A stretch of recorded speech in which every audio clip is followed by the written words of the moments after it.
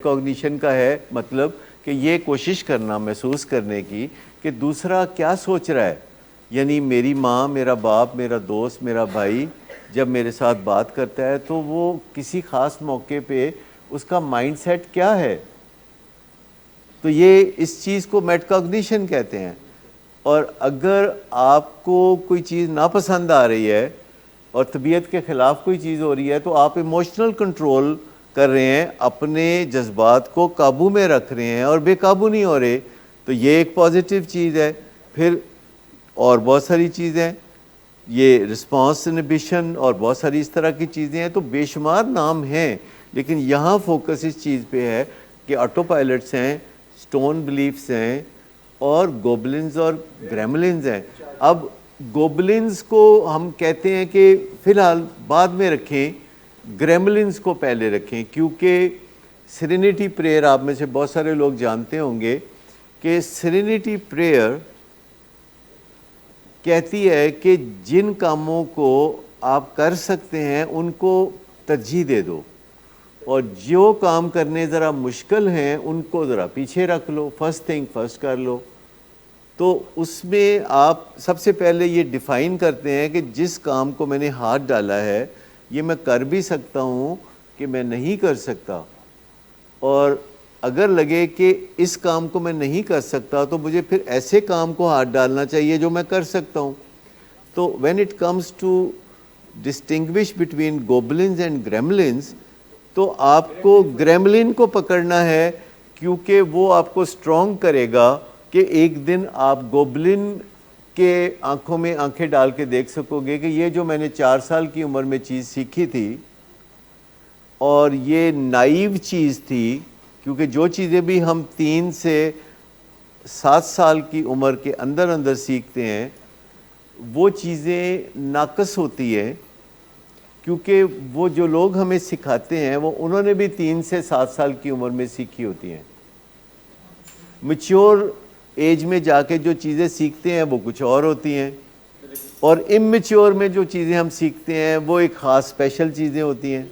ये बता रहा हूँ कि ब्रेन के अंदर ये जो महफूज सरमाया है, और ब्रेन एक चीज़ है और माइंड दूसरी चीज़ है, जो बार बार आपको बताते हैं कि माइंड को अगर आप ग्रो करते हैं, अगर आप 7 हैबिट्स सीखते हैं या जानते हैं, तो ये ब्रेन को नर्चर कर रहे हैं, ब्रेन को नर्चर नहीं कर रहे, आप माइंड को नर्चर कर रहे हैं। ब्रेन के अंदर माइंड भी है, ब्रेन के अंदर ब्रेन, तो आप समझ लें ब्रेन में तो बहुत सारे फंक्शंस हैं। लैंग्वेज का फंक्शन है, ब्रेन के अंदर हमारे इमेजेस का फंक्शन है, इसी वजह से न्यूरो लिंग्विस्टिक प्रोग्रामिंग बड़ी कारआमद चीज़ है। लेकिन मैं आपको बताऊं कि जो स्पीड है ब्रेन की नॉर्मली वो बहुत ज़्यादा होती है, माइंड से बहुत ज़्यादा स्पीड होती है ब्रेन की। और अमूमन माइंड अभी सोच रहा होता है तो ब्रेन कर गुजरता है। मिसाल के तौर पर कोई बंदा सोचता है कि मैंने ज़्यादा खाना नहीं खाना, तो कोई बंदा अभी सोच रहा होता है तो ब्रेन कहता है खाओ खाओ, और वो खा चुका होता है। और जब ब्रेन खाना खिला चुका होता है आपको, तो फिर आप अपने आप पे बुरा भला कह रहे होते हैं। जैसे नशे में भी कई दफ़ा आप नशा करने के बाद अपने आप को बुरा भला कहते हैं, क्योंकि आप चाह रहे थे नशा ना करें, ब्रेन ने करा दिया। तो अगर आप अपने माइंड को इतना पावरफुल करें कि ब्रेन उसको ओवर पावर ना कर जाए, तो ये है मसले का हल बुनियादी तौर पर। मतलब ये जितने झूठ 3 से 7 साल की उम्र के बच्चे के साथ बोले जाते हैं, नेक पाक लोग जो है वो भी 3 से 7 साल की उम्र के बच्चे के साथ झूठ बोलते हैं।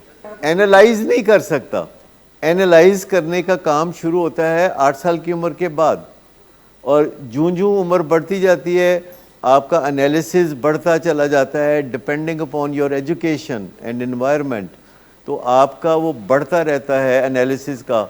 लेकिन एक 3 साल के बच्चे को अगर आप ये कह दें कि बच्चा पूछे कि मैं कहाँ से आया था, तो बताएं कि वो तुम आसमान से गिरे थे, तो वो कहता है चोट नहीं लगी थी, कहता नहीं धोबी के लिए जो कपड़े रखे हुए थे गैलरी में तुम उसमें आके गिरे थे।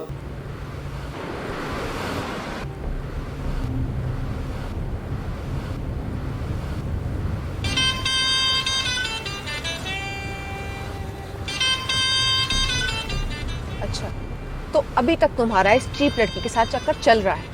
तुम कौन होती हो मुझे पूछने वाली? ओके, और तुम इन घटिया लड़कियों के साथ गुलछर्रे उड़ाते फिरो, तो मैं चुप बैठू।